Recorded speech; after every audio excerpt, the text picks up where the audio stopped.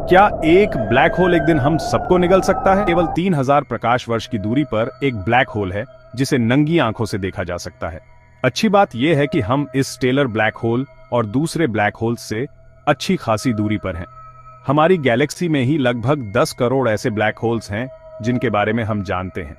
ये उन सुपरनोवी का बचा हुआ हिस्सा है जो तब बनते हैं जब सूरज से 10 से 20 गुना बड़े तारे अपने आप में समा जाते हैं। स्टेलर ब्लैक होल्स काफी आम होते हैं और इनका डायमीटर लगभग 16 किलोमीटर होता है। और फिर आता है इससे भी बड़ा कुछ सुपरमैसिव यानी बेहद विशाल ब्लैक होल। इनका डायमीटर लगभग हमारे सौर मंडल के बराबर होता है और वजन 1 लाख सूरज के कुल वजन के बराबर। इनमें से एक सैजिटेरियस से ठीक हमारी गैलेक्सी के बीचों बीच है।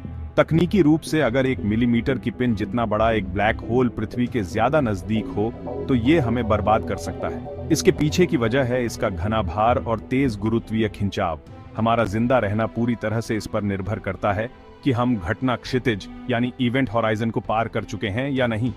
आप इसे ऐसे समझ सकते हैं कि ये ब्लैक होल की वो जगह है जहां से आप वापसी नहीं कर सकते। इस बिंदु के पार आपको बचने के लिए प्रकाश की गति से तेज भागना होगा और ये होना तो मुश्किल है। अगर पृथ्वी ज्यादा करीब पहुंच जाती है तो ब्लैक होल के सबसे नजदीक वाला हिस्सा उसकी तरफ खींचने लगेगा।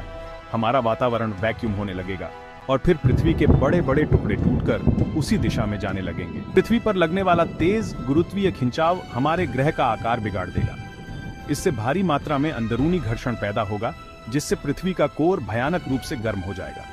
इससे पृथ्वी को हिला देने वाले भूकंप, ज्वालामुखी विस्फोट और जानलेवा सुनामियां आने की संभावना होगी। यानी तबाही लाने वाली 3 सबसे बड़ी ताकतें। मान लेते हैं कि आप एक सुपर हीरो हैं और आप इस ब्लैक होल का सामना करने का फैसला करते हैं।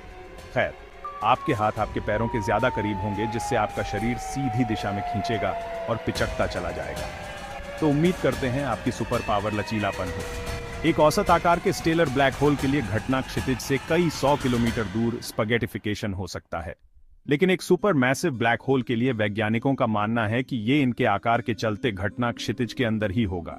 आखिरकार ब्लैक होल के अंदर जाने वाली किसी भी आकार की चीज अलग अलग अणुओं की एक लड़ी में बदल जाएगी। हर वो चीज जो इसे पार करेगी उसके साथ यही होगा।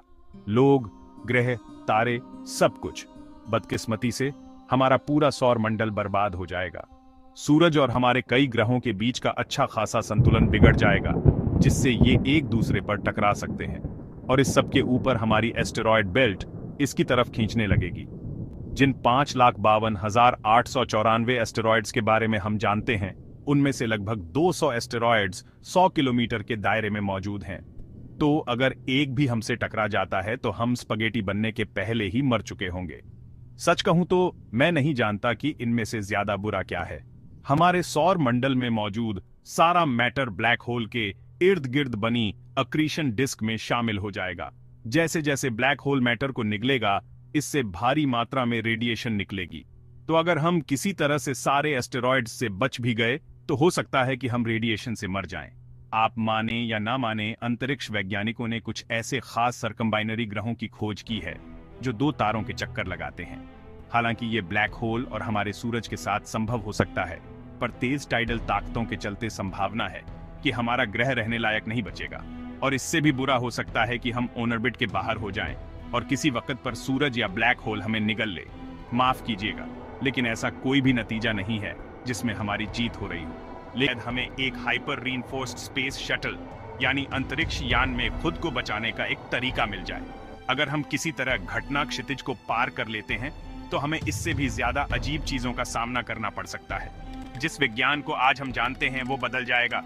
गुरुत्वाकर्षण, प्रकाश की गति और यहाँ तक कि जिस तरह से अणु आपस में बंधे होते हैं या प्रतिक्रिया देते हैं, ये सब बदल जाएगा। सच ये है कि हम नहीं जानते कि क्या होगा। हमें ब्लैक होल से कोई जानकारी नहीं मिल सकती।